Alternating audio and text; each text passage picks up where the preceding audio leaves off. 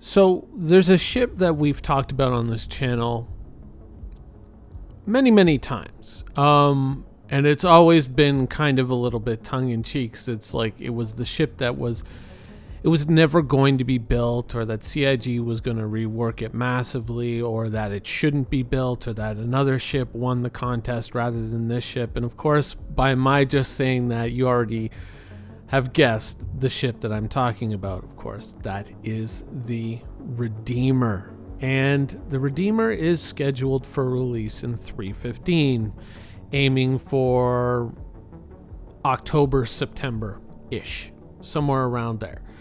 Am I excited for the Redeemer? Do I look forward to it? And I think that the Redeemer, to steal another ship's name, really is a harbinger of things to come. Because the Redeemer is, it's a proper gunship. And you can look at it and you can say, well, the armament nowadays doesn't seem all that crushing, but think about, like, in the future, perhaps the possibility to turn those turrets into simply fixed guns, or to slave them, or to put NPCs in them. And all of a sudden you're looking at a pretty ferocious amount of firepower in a ship that arguably could be soloable. And so, we're getting into an area of ships that some players might look at and say, like, well, soloable, it's a bit of a question mark, but it does look pretty dangerous. If you think about the situation of ganking haulers or ganking miners in the game right now, and the kind of the complaints that are built around that, a lot of the ships that are kind of doing this stuff don't really hold a candle to the Redeemer. And so, that was one of the original kind of, comparisons that I did years and years ago between the Redeemer and the Vanguard. And I was saying, like, there are so many similarities between these two ships, yet one just completely, blows the other one away in terms of firepower. And you do often see some complaints going out about the Vanguard, in particular the Sentinel, being kind of like a gank machine in Star Citizen right now. Maybe one or two people that I know of that are out there flying it right now, using it to ill effect in the game. And a lot of people are kind of up in arms about that, but there are bigger things coming. Now, when we talk about ships like the Redeemer, we say arguably soloable, right? And so there's a little bit of a gray area. Maybe you have to put NPCs in those turrets. There's a lot of things that are kind of unknown with these ships. But if you've been paying attention to the roadmap, you know that there are two other significant entries with 3.15. And those entries are not arguably soloable. They are soloable. The Crusader Industries Ares, the Ion pictured in the upper left, the Inferno pictured in the lower right. The lower right is a ballistic Gatling, and the upper left is an energy weapon. The specific type, I cannot recall, but I don't believe it's a Gatling gun. I believe it's kind of more of a hefty Alpha Strike type weapon. But, in the past we've talked about a lot of the ideas that a lot of players are kind of, they're kind of coming to grips with, travel around the Star Citizen universe, the limitations of smaller fighters. Even if you're not worried about, making sure I have the right armor, the right guns with me, or all of that, but you just want a fighter that can get around in the universe, a lot of people are looking at things like the Ares and the Inferno. And they're also looking at things like the F8 Lightning in the future. Certainly the Vanguard has started to kind of catch a bit of a second wind within the community. But even beyond that, we've started to see some, one capital ship mission in particular kind of pop into the Star Citizen universe. And all of a sudden, some of the heavier ships like the Retaliators, the Eclipses, and the Harbingers were getting dusted off to, kind of be brought into the universe. These ships had existed previously, but they were a bit of a niche community. But now we have two kind of forces kind of pushing here, whereas, we're about to take this kind of big leap forward in terms of firepower with some of these bigger ships. Remember, we haven't seen a size 7 gun in Star Citizen up until we see these 2 ships. We haven't had access to something this heavy. And these ships aren't built to go against other fighters. They're built to go against capital ships. But there's no capital ships in the game. Well, there's capital civilian industrial ships, but there's no capital combat ships in the game currently.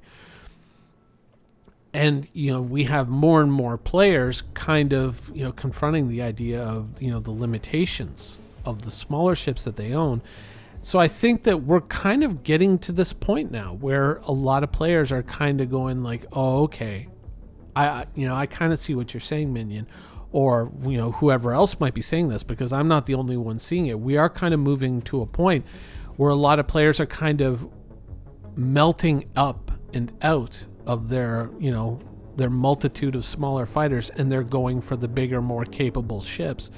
And it's certainly in the case of something like the Vanguard, but even more so with the Inferno and the Ion. These are soloable ships, and they've got some pretty heavy-duty firepower. And this is about to be unleashed in a universe where their intended prey doesn't yet exist. So you have their utility and their increasing popularity, and they've got nothing to shoot at except civilian industrial ships. Now, last Wednesday I made a video, and the intent of that video was, one, it was to kind of poke some fun at the hilarious inadequacy of the legal system in Star Citizen. But the subtext of that video is I was trying to bait out certain comments from viewers. I was hoping to see certain comments, and unfortunately there were very few takers. I wanted to see, haha, griefers need to die and stuff. Well, there was one griefers need to die, blah, blah, blah, blah, blah, comment on that video, but there wasn't as many as I was kind of hoping for. I was kind of hoping for, a lot more like, haha, that's, you're getting your comeuppance and, so on and so forth. I was hoping to kind of bait that out because I've had this video in the back of my mind for a while, and I was looking for a good opportunity to kind of tee it up with a video coming out before it, where I would kind of present this and say, what do you think? And then people would say like, no, you're getting what you deserve.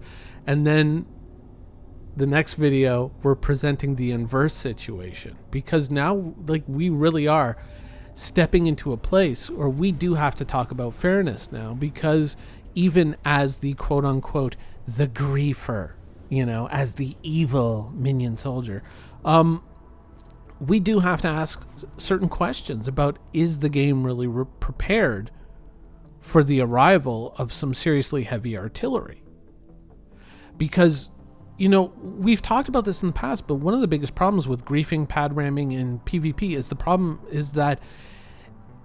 that these players who have all this high-end military hardware, which was fairly limited in the past in terms of its capability or its availability, because some of them were very capable, like the Retaliator, but they were kind of sold to niche markets within the Star Citizen community. These players have nothing to do with their high-end hardware. Now, it was limited, obviously in the past, and we, all of a sudden the Idris mission comes out, and all of a sudden you just start to see Retaliators everywhere. You start to see a lot more Eclipses. You even see the odd Harbinger, and you're like, oh my God, a Harbinger in the wild? Really? Those things still exist? And it's like, yeah, I thought they were extinct. But you start to see these things coming out. But the problem is that instance when the Idris kind of came out and we got to shoot at it was very limited. It was just a moment. And unless we get a lot more content that is kind of aimed towards these ships and is rewarding, I mean, once again, it's a great thing that we're iterating on mining for the upteenth time, but we're not iterating on anything else. One of the big problems is that without kind of looking at the content that comes out with these ships, we may end up in a situation where these ships have all the firepower in the world and nothing to shoot at but civilian industrial ships. And we start to have to ask a question, like, objectively speaking, when you step away, in an ideal universe where Star Citizen is a finished game, these ships make sense. But in a universe where so much is missing, does the arrival of these ships currently make sense? It's kind of like the A2 Hercules. That's coming out this year too, the Hercules attack ship. But the problem is that there's really no basis to attack with it. There's nothing to drop a Moab on except for statics, locations on planets that we can't destroy anyways. There's really nothing to use that ship for. And so what is it going to get used on? It's going to get used on players. And so kind of what I was also teeing up with that video is that, people in civilian industrial ships haven't had all that much to worry about in the past. Yeah, you could do certain things with a Vanguard. You could put certain weapons on it and you could take a poke at them, but that wasn't all that commonplace. That wasn't all that frequent. But now we're starting to, the rise of these medium ships is really starting to kind of take place. And a lot of players are also kind of upgrading into these medium ships because they're now realizing the limitations of the smaller ships, and they're going like, oh, damn, he is kind of making some good points. And I'm not just speaking about me, but other, I know that other people are talking about this, that we are starting to see that real shift in the Star Citizen community away from fighters and towards bigger things. And while these ships make sense when you look at Star Citizen as a completed whole, the problem is it is not that completed whole. And so you're going to deal with things like even like reclaimers and caterpillars and carracks that are now having to deal with some pretty ruthless firepower, and literally they're in a situation where they have no recourse, where they have no escape. When I was talking about being trapped in a location like a comms array, that comm array is the same as you being trapped at a location where you got to get out of your ship and you got to go buy goods to put them onto your hauler to get them out of there. I mean, think about it. Like, you have no Idrises to shoot at. You have no javelins to shoot at. How many times do you really see like a group piloted Carrack out in the universe, or an 890 jump? Not all that often. But what do you see a lot of?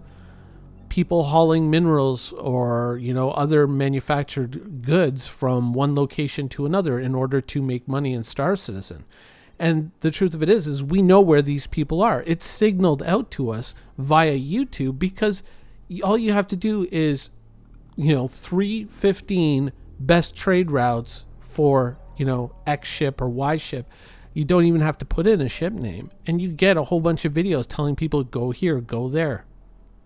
And you're going to know where these people are, and they are stuck in these locations when they have to get out of their ship in order to purchase the goods. Now, it's not as bad as being trapped in a comm array for like 10 minutes or, a SPK or on Lyria trying to reset your crime stat, but it is still pretty bad.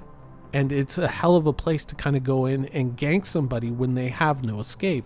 And so in order for them to play the game, or in order for them to mine the minerals, they have to make themselves intensely vulnerable, and they have to go into a place where they can't quantum out right away. And some of these ships, the bigger haulers, are not as fast as they would probably like to be. Something like the Mercury Star Runner, which I'm, a big believer in, can arguably make that run and escape. But some of these other ones, in fact, a lot of them, they really can't. So that's kind of why I was kind of hoping for a lot more negative comments, because I was going to be like, well, what we were talking about before, now it's your turn. What do you think? And this is kind of what we're going into, and I'm expressing concern as a pirate, as the as the griefer, as the evil minion soldier. I'm expressing concern about the easy pickings here, because I don't think killing other players should be this easy. When I look at this situation, I see a very close parallel to the initial launch of Worlds Adrift. And those of you who know that game will probably understand what I'm talking about. Without getting too much into it, because it's it's a long story, and it's a sad story because that game died, and it was quite well, maybe not entirely died. I recently found something that it may not actually be dead, so it might make a comeback in one form or another. But to kind of get back on track, it featured, mechanically speaking, a lot of similar issues. And it had open world PvP. And while the game was eventually brought down by other problems, one of the things that hurt it very early on and hurt its reception and, hurt the enthusiasm for what was an absolutely brilliant game concept, was the fact that the open world PvP, it was just way too easy to pin down other players and to just blast them out of existence and to destroy everything that they had worked to create. And I don't want to see a situation like that unfold within Star Citizen. That's my concern. I mean, I want to go out and have fun. I want to blow things up just as much as the next guy, but at the same time, there needs to be a balance struck. There needs to be a process to hunting down and killing other players, and we're kind of going into a place where the ships are arriving, but the systems are just so far behind. I mean, kind of like the Reclaimer showing up in game, but yet no salvage. The Herald showing up in game, but no hacking and no data running. The Mercury Star Runner, to a certain degree, is limited by that as well. I think that, it's great, once again, that all these ships are coming into the game, but the way that they're coming into a game with the systems being as mismatched and kind of hodgepodge as they are, I don't know. There's a part of me that is looking at this, and yeah, it is kind of the fulfillment of yet another Minion Soldier prophecy coming true. I know, but. And I there is a part of me that's like, yeah, I told you this was going to happen. And, it's, like fixed weapons, like hover mode, like all this other stuff. And, I mean, there's a certain satisfaction in being right about these things. But I think that the greater concern is the impact that this will have on the community and the game as a whole, I think is what we should be looking at, rather than just like, oh, well, now we get to go and blow some people up, easy pickings, And that's kind of what I'm trying to get across with this video, or videos, kind of what I was trying to present. It's, once again, I'm glad that the ships are coming out, but I do have this concern that the systems need major revision in order to support them. And, this idea of, the way that we hunt players and the way that we track players down, and, even the landing sites themselves, they need an overhaul and they need a rethink. Because if that's not done, even things like quantum interdiction needs a complete page one rewrite. I mean, I'm sorry that you went and sold the ship based off of an idiotic concept and it was idiotic, let's be honest. An idiotic concept for interdiction. Well, at least 50% idiotic, at least. We need to really take a good hard look at how we interact with these systems and how players interact with each other through these systems, because the systems are just completely insufficient for what's being kind of like shoveled into the game, and it could be a disaster. I guess my 2 cents.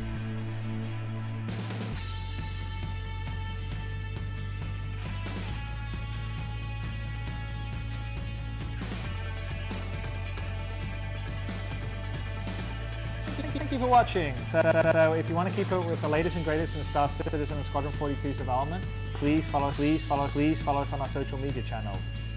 See you soon.